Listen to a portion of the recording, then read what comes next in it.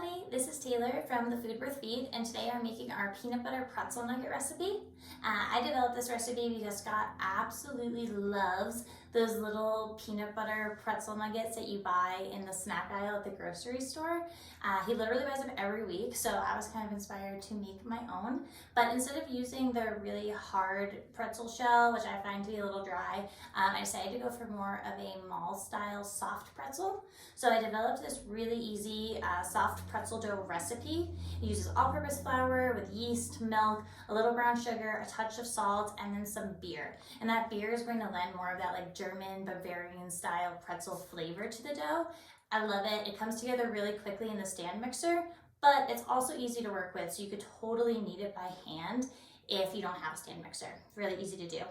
So I already made the dough. It's actually already, I proofed it for about 40 minutes and then I rolled it out into this thin, about a 1/4 inch thick or so big rectangle. And now it is time to fill it with our peanut butter. I have my peanut butter ready to go in this piping bag. If you don't have a piping bag, you could just use a Ziploc bag with the corner cut off. But the trick to the peanut butter is to keep it super cold. So I've had this peanut butter in the freezer for a couple of hours. It's not going to freeze completely. Peanut butter is like super high fat and oil, so it doesn't get super hard. But the cooler that it is, the easier it is going to be to enclose in the dough. We recommend, we're using like a fresh ground peanut butter that we got at Whole Foods, and we definitely recommend using that or one of the more natural style peanut butters that are a little bit more like oily on top, because they don't dry out as much as other peanut butter brands do.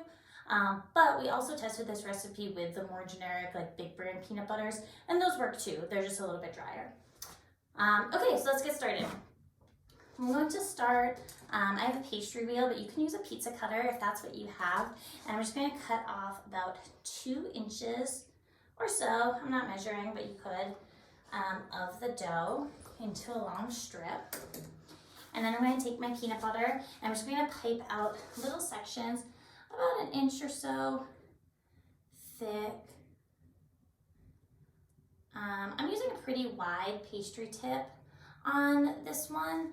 I like to try to get as much peanut butter into my little nuggets as I can. So whether you're doing a pastry tip or you're just cutting off the corner, keep it as a pretty good size so you can get lots of peanut butter in each bite. You don't need too much space in between each nugget, just enough really to kind of pinch the dough between it. All right, like so. Beautiful. So now for the fun part, I'm gonna just put a little flour on my hands and on my fingertips just in case the dough gets a little bit sticky. But using my finger and my thumb, I'm going to pinch the dough around each sort of end of the peanut butter. And I'm kind of just folding the dough like a little taco around each of these peanut butter blobs, if you will, as I go down the line. Like so. It's getting a little sticky there, so I get a little bit more flour.